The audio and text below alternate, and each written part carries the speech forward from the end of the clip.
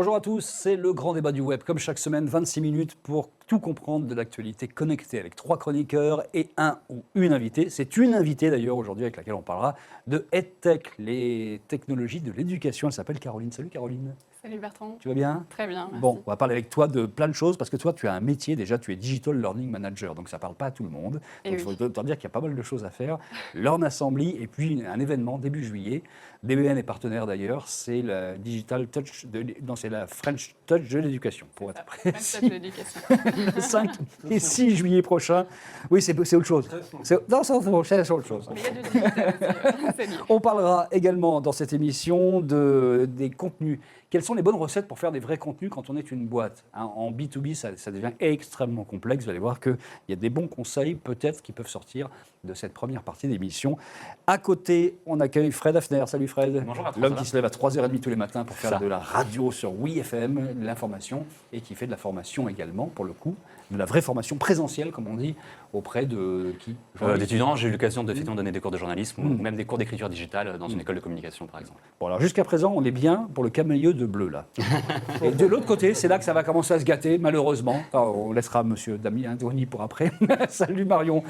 Mais bien, voilà. Ah, on avait dit bleu, Voilà, c'est bleu, c'est parfait. Banana Content qui fait dans le contenu. Ça tombe bien le débat aujourd'hui, hein. C'est plutôt sympa. Ouais. Plateforme pour que les boîtes puissent décider où elles envoient quoi, à peu près globalement, et avoir les retours d'informations sur ce qui s'est passé. Priorité au contenu, Voilà. et pour aider les TPE, les PME et les associations à mieux communiquer. Essayer de trouver du ROI de l'information et des contenus qu'on fait. C'est pas mal, ça. Bon, allez, on l'accepte quand même avec son t-shirt noir Oui, Star Wars. Merci, je comprends que j'avais un rond de serviette la semaine dernière ici, donc voilà. Donc je viens, je fais ce que je veux. Voilà. Mais c'est du bleu-gris. C'était toi la semaine dernière. C'est du bleu-gris. Bon, voilà. Fada Social Agency et puis Wiscope TV. Ça n'a pas changé. Ouais, non, tout L'homme qui observe en fait les phénomènes. Alors toi, tu es très contenu également. Oui. Il y a pas mal de choses à nous raconter sur le brand content, sur le content marketing. Il y a plein de mots pour ça. On appelle ça l'inbound marketing quand il s'agit d'amener les gens vers des contenus plutôt que d'apporter à des contenus à eux. Ça marche aussi. Il y a l'influenceur marketing aussi, ça c'est un terme qu'on voit souvent. Il y a le snackable content aussi. Qui c'est qui peut me définir le snackable content? Hein, snackable. C'est du contenu qu'on consomme assez rapidement. Voilà, exactement. C'est court. Alors, c'est moins de 8 secondes maintenant. Quand même. Oui. Selon les dernières études. Moins de 8 secondes. C'est-à-dire qu'il faut aller sur un téléphone, sur un contenu très très court qu'on va manger très très vite, consommer très très vite, qui soit très très marrant, très très sympa. Autant vous dire que ça fait beaucoup de choses pour passer des contenus très très profonds. Il faut que ça soit 8 secondes idéalement. Snackable content. C'est hyper important parce que de toute façon, on sait quand on fait des vidéos d'1 minute, 2 minutes, 5 minutes sur les réseaux sociaux, les gens arrêtent au bout de 20, 30 secondes. Donc c'est vraiment génération Insta et surtout Snapchat en fait. Là pour le coup, à fond les ballons sur des petits trucs rapides et très visuels évidemment. On ne commence pas à se répandre dans des grands contenus. Bref, tous ces contenus, ça devient compliqué quand même. Est-ce qu'il faut faire un livre blanc, une newsletter, une infographie? Est-ce qu'il faut faire un blog? Est-ce qu'il faut faire venir des blogueurs? Est-ce qu'il faut faire de la vidéo? Évidemment, il faut faire de la vidéo, c'est à la mode. Est-ce qu'il faut faire du live? Bien sûr qu'il faut faire du live. Qu'est-ce qu'il faut prendre? Un cachet d'aspirine? Alors ça, il vaut mieux en prendre 2 quand on est directeur marketing d'une grosse boîte et qu'on veut penser contenu aujourd'hui. Tiens, c'est ton boulot en fait, Marion, tout ça. Donc toi, tu t'es dit, bon déjà, on va résoudre le problème de quoi va où, hein. Il faut déjà résoudre ce problème-là parce que tu en avais un peu marre que les entreprises balancent tout leur contenu partout sans trop se soucier de quelles étaient les cibles. C'était un peu ça l'idée. En fait, c'était ça, c'était de se dire qu'il fallait vraiment replacer le contenu et la valeur du contenu. On pense qu'aujourd'hui, avec 300 millions de contenus qui sont échangés sur le net toutes les minutes, on se demandait comment une PME, une TPE, une association, même une ETI peut sortir du lot. C'était impossible. Donc on s'est dit, il faut vraiment donner la possibilité aux marketeurs de se recentrer, non pas sur le côté chronophage de la diffusion du contenu. Donc je vais mettre à jour mon blog, après je vais sur mon Facebook, mon LinkedIn, je vais poster sur mon site web, je vais mettre à jour sur SMS, bref, peu importe. Donc on s'est dit, on va canaliser tous ces canaux-là sur une même plateforme et replacer le contenu en disant aux marketeurs, attention, que ce soit un contenu que vous fassiez faire en externe ou que vous l'internalisez, il faut faire du contenu de qualité parce que la différence et la pertinence du contenu vous fera vous différencier de tout ce qui est produit aujourd'hui. Et petit à petit, on voit, là aujourd'hui, je lisais les dernières statistiques, 64% des contenus sont créés par des sociétés extérieures. Donc ça veut dire que le marketing passe tellement de temps aussi à trouver des relais de diffusion, à être là sans arrêt présents qui se disent même faisons créer le contenu par quelqu'un d'autre parce que limite on n'y arrive plus. Il y a une course sans fin pour produire des contenus qui soient les plus attirants possibles. Dans la masse, ça devient extrêmement compliqué, Damien, de faire ce genre de choses. Parce qu'aujourd'hui, comment est-ce qu'on sort du lot peut-être en faisant ce que tu fais toi, du live. Parce que pour le coup, c'est encore des niches où il y a assez peu de monde. Donc, finalement, on se sort. Il faut être en avance de phase sur la communication. Alors, ma voisine ne me contredira pas, je pense. Il y a des grands classiques en B2B, hein, du webinar, du livre blanc, des choses comme ça, de la newsletter. Ça cartonne. Les livres blancs, ça experts, cartonne. Et en oui. plus, ça rapporte beaucoup d'argent pour ceux qui les fabriquent. Les newsletters, ça cartonne. Il y a plein de choses qui cartonnent. Les infographies, ça cartonne. Le problème, c'est qu'il y a plein de choses qui cartonnent. Voilà, il y en a plein. Après, la question, c'est comment faire en sorte déjà que ce soit trouvable. Ça, c'est le premier point. Donc, arriver à faire en sorte que ce soit bien référencé, certes, mais pas que, qu'on soit au bon endroit pour qu'on soit trouvable. Et puis, il y a des choses innovantes. Alors, l'exemple du live, c'est quelque chose qui est émergent aujourd'hui, mais qui n'est pas forcément que grand public. Ça peut être quelque chose qui peut être restreint à un nombre de gens qui sont, comme un webinar par exemple, 10 personnes qui vont avoir un échange particulier, par exemple, en direct avec une personne Ou en particulière com interne, d'entreprise. par exemple. Pardon, en com interne, complètement. Ça peut être de la com interne, ça peut être de la com externe, enfin, non, plutôt de la communication externe pour de l'interne. Ça, c'est un peu plus tricky. Autrement dit, l'idée, c'est de faire en sorte de faire de la communication qui est vue par tout le monde, mais qui va toucher avant tout la fierté des gens en interne. Et le live fonctionne bien. Oui, mais ça, c'est assez intéressant à voir. Twitter, prenons l'exemple, sans parler du live, par exemple, mais c'est exactement la même mécanique. Très souvent, quand des exécutifs d'entreprise communiquent, quand on regarde les stats de qui regarde finalement leurs tweets, c'est les gens de l'interne. Donc c'est ça qui est assez intéressant. Donc ça joue aussi sur le moral des troupes. C'est du B2C2B en fait. Oui, quelque part, il y a un peu de ça. Ouais. Donc, et le live va complètement dans cette tendance-là, de dire, autrement dit, on montre des choses, on montre déjà. Après, il faut qu'il y ait du sens dans ce qu'on montre. C'est pas uniquement à mettre une caméra et parler pour parler. Il faut qu'il y ait de l'intérêt, il faut travailler le format. Il faut se dévoiler aussi. Il y a une étude qui dit que, c'est une étude BBC Worldwide, qui dit que les consommateurs sont très très réceptifs quand on leur dit qui parle. Hein, et quand on commence à leur balancer du brand content, c'est-à-dire du contenu qui va finalement vendre une entreprise, mais qu'elle essaie de se cacher un petit peu sous le tapis, là, les gens n'aiment pas du tout. Il faut ça. jouer la transparence. Il faut voir, enfin, ça fait un peu tarte à la crème, mais c'est vrai. Il faut véritablement dire qui, quoi, et à partir de là, les gens, une fois que le contrat de base est passé, on peut discuter. Et après, il faut que le format et le contenu soient intéressants. Bon, en face, nous avons quelqu'un de la vieille économie, des médias. Non, je parle de toi, Fred. N'essaie pas de refiler la patate chaude, elle est dans la nouvelle économie. Ta voisine Caroline. La radio, quoi, c'est le truc. Oui, mais cela dit, ce vieux média, Non, je dis ça, on est fans de radio tous les deux. Donc. Il y avait une radio innovation qui était faite par le village les Crédits Agricoles. Comment est-ce qu'on fait aujourd'hui pour faire vivre des contenus, notamment de radio, ou pour des entreprises d'ailleurs, et essayer d'avoir quelque chose qui soit un peu nouveau Les radios, en fait, finalement, d'abord maintenant sont filmées. À OUFM où je travaille, par exemple, on est filmé en permanence, même pendant les disques, pendant la pub, etc. Donc ça apporte aussi quelque chose de supplémentaire pour les auditeurs qui peuvent voir un peu ce qui se passe au-delà des coulisses, mais voilà, on s'amuse un petit peu parfois, même souvent. Et puis le relais des radios sur le web, c'est de passer des courtes séquences, des courtes pastilles vidéo de ce qui s'est passé. Par exemple, je travaille tous les matins avec Arthur sur OUFM et toutes les petites chroniques de ces humoristes sont rediffusées immédiatement dans les 5-10 minutes. Oui, est-ce que la régie, par exemple, peut fabriquer des choses qui soient à la fois issues de ce qui s'est passé à l'antenne et puis un petit peu plus Snapchat ou autre, par exemple? Est-ce qu'il y a ces nouvelles dimensions qui se font dans ce genre de médias? C'est des choses que j'ai déjà vues. Par exemple, j'ai en tête, peu importe la radio, mais j'ai en tête l'exemple d'industriel sur des fenêtres en alu, je crois, pour être très clair, c'est super qui sont allés tourner dans une radio, et la radio, après, diffuse ça auprès de sa communauté, sur Facebook, sur différents réseaux sociaux. Donc ça, c'est des choses, effectivement, qui sont de plus en plus. Vous avez décidé d'aller vers des contenus qui soient, par exemple, des MOOC, des choses comme ça, qui cartonnent aussi. Ça marche très très bien, les MOOC. Hein. Oui, alors ça, c'est vrai que c'est une autre forme de contenu, et c'est drôle de voir le rapprochement entre le marketing et la formation. On voit, à l'ère du digital, on voit une vraie convergence qui se crée. Donc que ce soit les MOOC ou les autres formats qui existent, les SPOC, mais aussi les Cook. Donc, oui, alors les acronymes, je suis désolée. Ça va, les MOOC, ça va encore. Les SPOC avec les grandes oreilles.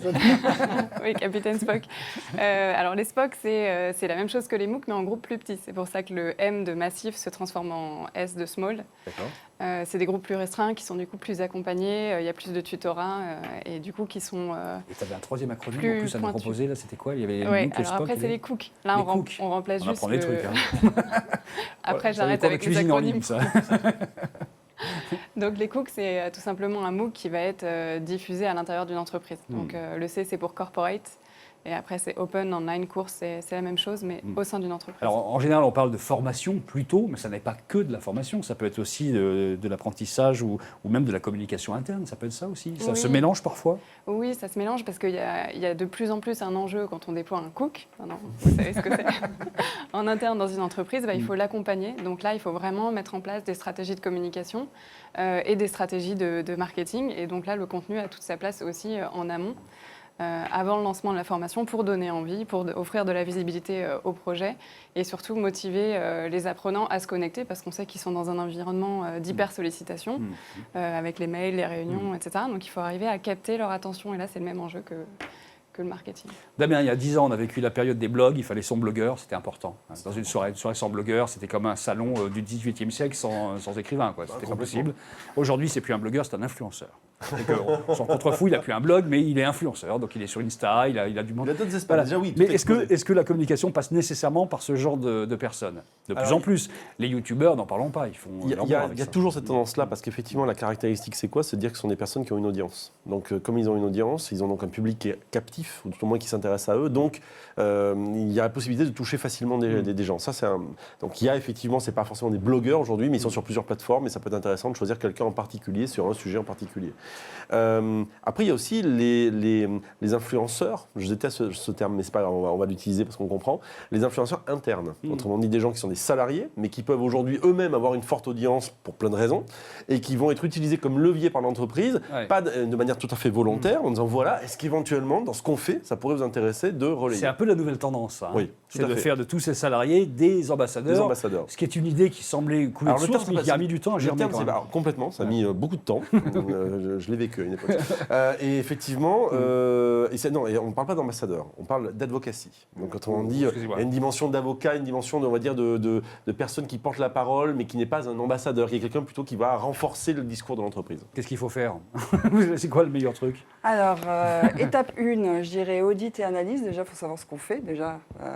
Voilà. Ensuite, il faut savoir quelle est sa cible, parce qu'on ne parle pas de la même manière en fonction de la cible. Et puis, il y a la cible qu'on pense être la cible de sa société, et il y a la cible réelle de la société. C'est des cibles qu'on fantasme. Pause aspirine déjà. Je pense qu'il y a des cibles qu'on fantasme. Et après, ma boîte comme ça, avec telle cible, alors que dalle.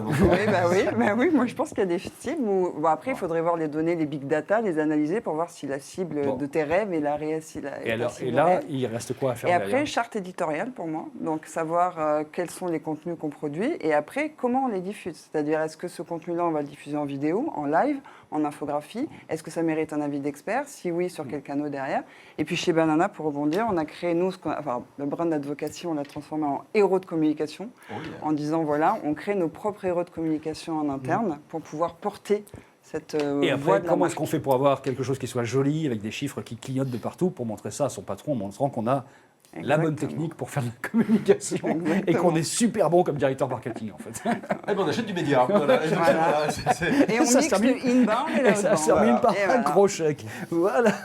Allez, c'est le grand débat du web, c'est le milieu de l'émission. Et là, on arrive dans, oh tiens, une apparition. C'est l'instant V, comme Valium, avec Stella Carpenter. Non, comme vitesse.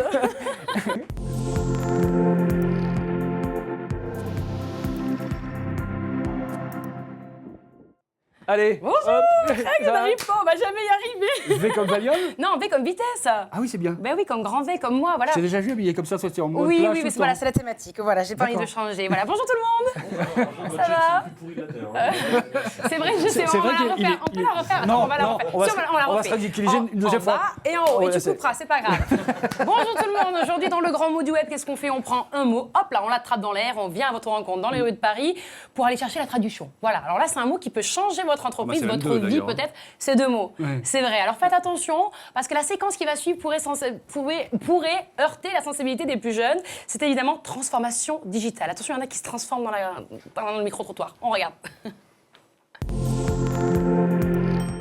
Salut tout le monde! Aujourd'hui dans le grand mot du web, nous venons à votre rencontre pour vous poser la question: qu'est-ce que la transformation digitale? Allez, il fait un peu chaud à Paris, donc on va faire un peu de sport, on va se défouler et on vient à votre rencontre pour vous demander. Et vous savez? C'est parti! Qu'est-ce que la transformation digitale? Eh ben, c'est tout ce qui passe par les doigts au lieu de passer par peut-être le regard, le parler. Moi, j'ai commencé déjà ma transformation digitale. Est-ce que vous aussi, ça vous est déjà arrivé de vous transformer? Moi, je n'y arrive pas. C'est vrai. Oui, je sais pas si c'est l'âge ou quoi, mais je n'y arrive pas du tout. Que signifie la transformation digitale? Je sais pas. Moi, je dirais que c'est le fait de scanner des trucs sur des écrans numériques. Et vous avez commencé votre transformation? Ouais, il n'y a pas longtemps, ouais. À quelle partie ça a commencé? C'est un peu privé, mais... Et vous vous êtes transformé, vous? Non. Digitalement parlant, comme ça vous sentez rien, il n'y a rien qui a changé en vous? Non. Non. Non plus. Une transformation digitale? Je sais pas, je pourrais... C'est la transformation digitale. Transformation, ça mute et digital, c'est digital. Ça permute. Voilà, exactement. Là, je sens que vous êtes en train de vous transformer. Ah bon? Vous sentez pas? Voilà. Non, pas du tout. Regardez votre chemise. Oui, et alors? Eh bien alors, la transformation digitale a commencé depuis très longtemps chez vous. Est-ce que vous, ça vous est déjà arrivé d'avoir cette transformation digitale? Est-ce que vous l'avez senti en vous? Oh, moi personnellement, non. C'est l'évolution informatique, non? Et c'est une bonne réponse. Vous pouvez regarder la caméra. Voilà. Dire merci. Vous êtes en train de vous transformer, ça se voit. Ah bon? Comment? Que signifie transformation digitale? Vous avez le droit d'appeler un ami. Appelez-le, votre ami. Demandez-lui. J'en ai aucune idée. Demandez-lui. Est-ce que tu sais ce que ça veut dire transformation digitale? Coucou. Ah, ils étaient bien. Ils sont pas mal ou pas? Ils étaient bien. Là, je vous assure, je les ai pas payés. Ils étaient vraiment énormes. Ils ont vraiment joué le jeu. Donc, transformation digitale, ça vous parle? Là, oui. Oui, on va en parler. Donc, il a fallu décortiquer ce mot. Transformation, jusque-là, tout va bien. C'est moi avant et sans maquillage, vous l'avez vu tout à l'heure. Et digital, eh bien, c'est le haha, mon petit doigt m'a dit, c'est évidemment le doigt. Enfin, au départ. Oui, au départ, à la base, exactement. Et donc, si on arrive évidemment à la traduction, qu'est-ce que c'est? C'est une façon, en tout cas, d'améliorer son entreprise à travers des technologies innovantes. Ouh! C'était ça? Oui. Ouais, génial, super content. Elle a même compris le truc dont on parle aujourd'hui. C'est quand même J'ai pas balèze, fait que quoi. Wikipédia. Et donc, du coup, moi, je me suis posé la question, qu'est-ce que ça donnerait si nous, on se transformait, la transformation digitale, qu'est-ce que ça donnerait? Et là, je me suis dit... Toi, je pense que tu es déjà transformé depuis moi, longtemps. ça fait très longtemps qu'on peut plus rien faire. Là. Une autre catégorie humaine, en fait, qui s'est créée. Exactement. Oui. Mais si on se projetait, je me suis dit, peut-être que Bertrand Lenôtre ressemblait à Maître Yoda, et je pense qu'il avait un truc à nous dire. C'est vrai. Voilà, juste ici avec ses grandes lunettes. C'est pas la même taille. Nos invités deviendraient des super Jedi avec des super pouvoirs, et moi, je deviendrais la princesse Leïla avec un vieux pervers dégueulasse à côté de moi qu'on peut voir juste ici. Bon, toi, finis ta chronique. Ouais, je finis ma chronique. Je vais faire comme ma sorcière bien-aimée, je vais disparaître et je vous souhaite de très bonnes vacances. Et à la rentrée, salut! Après cet instant suspendu dans le grand débat du web, on reprend les choses comme elles devaient se situer au départ, dans le débat normal, avec Caroline Meyer de Learn Assembly, qui est notre invitée cette semaine. Caroline, ton métier, c'est Digital Learning Manager. Ça jette quand même. Et alors, personne ne comprend rien du tout. Il faudrait nous dire ce que c'est. C'est quoi ton métier? Alors, bonne question. Le métier de Digital Learning Manager, donc c'est un métier qui est émergent, ce qui explique qu'on ne comprenne pas encore trop ce qui recouvre. C'est un métier qui est en évolution aussi. Et aujourd'hui, c'est un peu le mouton à 5 pattes ou le ninja. C'est-à-dire que c'est une façon de dire que même toi, tu comprends pas trop ton métier. Ça change beaucoup, oui, ça évolue tous les jours. Learn Assembly, c'est en fait une boîte qui accompagne notamment les entreprises pour faire de la formation de façon différente ou de l'accompagnement de façon différente. C'est un petit peu ça. C'est des solutions, nouvelles formules un petit peu, et notamment dans la formation. C'est ça? Oui, complètement. Donc notre objectif, c'est d'intégrer les modalités digitales pour les mettre au service de la formation des adultes. Surtout dans un contexte de transformation digitale qui vient bouleverser les métiers et qui demande du coup de pouvoir se former en continu de façon permanente tout au long de la vie. C'est un des acteurs des EdTech françaises, donc les technologies de l'éducation, avec un rendez-vous qui maintenant est bien institué, c'est une fois par an et c'est vraiment au début de l'été. Et ça sera la French Touch de l'éducation. C'est bien ça. Je me suis pas trompé pour une fois sur le nom. On est partenaires, je devrais le savoir quand même. 5 et 6 juillet prochain, ça se passe chez School Lab en fait. Et là, pour le coup, il y a tous les acteurs qui sont réunis, y compris les startups. Il y a beaucoup de startups en France. On parle de peut-être 300 startups dans ce domaine-là. Et il y a une forme de déficit encore aujourd'hui de financement de ces startups-là. Oui, c'est tout à fait vrai. C'est un secteur pourtant qui est jeune, qui est innovant, qui est dynamique. Il y a des belles startups comme tu le disais. Je crois qu'il y a 242 startups. 242, c'est précis en tout cas, ouais. Oui, c'est une donnée de l'Observatoire. On peut citer, il y a DigiSchool, il y a Corp Academy, il y a 360 Learning, Open Classroom, Cartable ou Cartable, comme vous voulez, le livre scolaire et d'autres comme ça qui sont des gens qui font parler d'eux, qui sont des belles boîtes. Mais on a du mal à avoir des géants du secteur pour l'instant en France, en fait. Et les géants du secteur sont plutôt américains, ce qui est un vrai problème.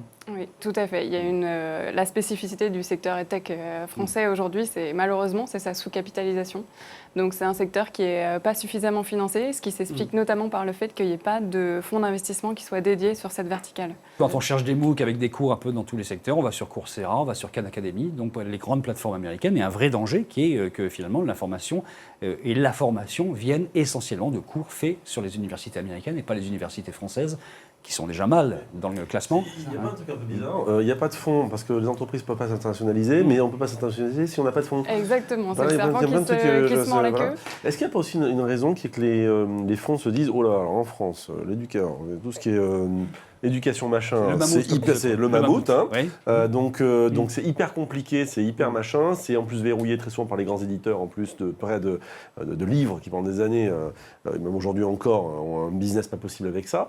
Est-ce que quelque part ils se disent, oh, c'est un peu compliqué, on va pas y aller. C'est ça? Oui, il y a complètement cette image. C'est un secteur qui est trop souvent vu comme un secteur déjà non rentable, parce que c'est l'éducation, c'est l'intérêt public, et puis aussi qui est sacré. En France, on est quand même un pays où à 73 ans, on se présente en disant son nom, son prénom et puis son école. Il y a une dimension sacrée de l'éducation en France. Il y a une vraie rigidité. Et puis c'est pas évident de faire communiquer ces nouveaux mondes barbares des startups avec les structures d'éducation d'État, qui ne sont pas habitués à avoir des externes qui viennent leur parler. Et, enfin, ils sont habitués à ça, mais ils ne sont pas habitués à les écouter. En tout cas, il faut un changement paradigme. Mais ça vaut des deux côtés. Hein. Il y a aussi une écoute à développer du côté des startups qui gagnerait à aller plus voir aussi du côté des enseignants, du côté des écoles. Et je me dis aussi que quand on voit aussi ce qui se passe avec Vivatech la semaine dernière, avec les gouvernements qui sont de plus en plus sur ces startups, etc., je pense qu'il y a quand même un virage qui est en train d'être pris sur un gouvernement qui est jeune, qui veut aller de l'avant. Et je pense qu'il peut aussi réussir à rendre le mammouth un peu plus léger. Et peut-être que du coup, les investisseurs seront un peu plus... Le macroniste s'est caché parmi nous. Non, c'est pas ça. Mais je me dis que pour une fois qu'on a un président un peu jeune qui dit « Ok, on va investir dans les startups », il faut capitaliser dessus et y croire à fond. C'est vrai qu'il peut se passer vraiment des choses. Il y a le marché aussi de l'éducation, de la formation tout au long de la vie. Enfin, c'est une tarte à la crème, on entend parler depuis des années, mais quelque part, c'est ça. Si moi, j'ai envie de me former aujourd'hui à quelque chose, je ne vais pas forcément avoir envie de retourner à l'école, alors qu'à une époque, j'aurais pu regarder une formation continue à la fac ou autre, etc. Alors qu'aujourd'hui, je vais sur une plateforme de MOOC et j'aurai un certif. Et voilà, et je pourrais faire, je sais pas, si j'ai envie de refaire de la radio, voilà, hop, je peux faire Justement, le premier débat de la French Touch de l'éducation, ce sera le matin, et ce sera une question quand même provocatrice. Faut-il supprimer la formation professionnelle telle qu'elle est aujourd'hui, qui coûte une blinde absolue, avec des résultats qui sont parfois discutables. Et aujourd'hui, on est dans une dynamique de formation d'abord beaucoup plus individualisée, chacun va à son rythme, et chacun choisit en fait ce qu'il a envie d'apprendre d'une certaine façon. Il y a cette dimension-là qui change tout maintenant, hein. Et ça va être un des thèmes récurrents, j'imagine, des 2 jours, non ? Voilà, donc on va mettre les pieds dans le plat. On commence avec ce thème-là pour poser les bases. En gros, c'est dire où va l'argent, c'est ça? C'est ça, c'est une partie ça. Et qui représente la moitié du déficit français. Enfin, je le dis comme ça, avec des résultats qui sont quand même discutables, c'est le prénom, franchement. Voilà, des résultats qui sont discutables et aussi une concurrence accrue des solutions, les MOOC, des solutions gratuites. Et on voit que les apprenants, les collaborateurs en entreprise sont de moins en moins captifs. Ils vont chercher eux-mêmes les façons de se former à l'extérieur, ce qui n'améliore pas non plus les résultats de la formation dispensée par l'entreprise. Et les autres thèmes un peu forts de ce rendez-vous, ça sera quoi ? Alors, les autres thèmes un peu forts, on va parler des émotions aussi dans l'apprentissage. Les émotions et le corps. Donc, à l'heure de la réalité virtuelle, de la réalité augmentée, comment est-ce qu'on peut enrichir les temps de formation en mobilisant plus le corps, le cœur, les émotions, et arrêter de parler uniquement à la tête, ce qu'on a un peu tendance à faire aussi. Se basant d'ailleurs sur les avancées des sciences cognitives, là, sur ce sujet-là. Là, on est vraiment dans le domaine, on n'est pas dans la lubie intellectuelle, on est vraiment dans la science. Et on s'aperçoit qu'on a raté un peu la façon d'apprendre depuis toujours, parce qu'on ne savait pas en fait. Voilà, donc les neurosciences, c'est sûr que là, on a des perspectives avec la technologie, on a des perspectives avec les découvertes en neurosciences, et donc on va regarder comment, avec ces nouveaux atouts, on peut faire des formations qui soient de plus en plus impactantes et de plus en plus riches. Il y a Marie-Christine Levé, qui est une personne qui compte un peu dans le secteur, qui a dit l'éducation est l'un des derniers secteurs à ne pas avoir réalisé sa transition numérique. Est-ce que c'est un peu le cas? Est-ce que ce mammouth a du mal à être vraiment un petit peu connecté là? Oui, en France, c'est aussi une caractéristique française. On a tendance à démontrer une certaine inertie technologique dans ce secteur-là, ce qui est loin d'être le cas aux États-Unis et même en Asie. Donc on a vraiment des questions à se poser. En tout cas, ça se structure. Il y a une méfiance par rapport à ça. Il y a une méfiance parce que c'est un enjeu aussi de soft power. Forcément, l'éducation, ça prépare l'avenir de notre société. Et pour l'instant, aujourd'hui, les parts de marché, elles commencent à partir effectivement du côté des États-Unis et puis de l'Asie. Est-ce que les institutions publiques seront présentes là, pendant les 2 jours? Les institutions publiques? Oui, enfin, je veux dire, le ministère ou des gens comme ça, ils seront là? Non, alors ça c'est prévu pour la prochaine édition, ce sera 2018, mais c'est très important pour nous de pouvoir petit à petit pouvoir intégrer les institutions publiques. Ouais. C'est qu'il faut les inviter en 2015 pour qu'ils viennent en 2018, c'est ça, sûrement ça, Bah, là, hein? l'année était mouvementée, donc de toutes les façons. Oui, c'est vrai qu'il y a eu 2-3 petits changements quand même. Après, il y a au milieu du service public, il y a Fun par exemple. Alors, c'est pas la radio, hein, Fun, c'est France Université Numérique en fait, et qui essaie de faire des choses. Il y a des gens quand même qui essaient de bouger un Fun petit peu. vient régulièrement, oui, Ouais. oui, tout à fait. On a les universités françaises, on a aussi le CRI, donc le centre de recherche interdisciplinaire. On a des écoles. C'est ouvert à tout le monde l'événement? C'est ouvert à tout le monde, oui, oui, tout à fait. Donc c'est payant, c'est gratuit pour les étudiants, mais tout le monde est les bienvenu. Toutes les personnes qui ont envie d'innover dans ce secteur-là, que ce soit en formation initiale ou en formation continue, sont vraiment les bienvenus. Vous êtes combien chez Learn Assembly aujourd'hui? On est 12. 12. Une belle boîte aussi, hein, qui a été créée par Antoine Amiel, qui est un gars qui est plein d'énergie, en fait, Oui. très virevoltant, et qui organise ça avec toute l'équipe. Merci en tout cas, Caroline, Merci, d'être venue Bertrand. dans cette émission. Avec Merci plaisir. à vous 4 d'avoir participé à cette émission, et puis à vous en face également. N'oubliez pas le hashtag LGDW. Ou alors il y a un autre hashtag aussi, c'est quoi? C'est grand mot LGMW, le grand mot du web. C'est ce que vous avez vu, l'espèce de moment avec Stella Carpenter qu'on salue également. Allez, à plus, à la semaine prochaine.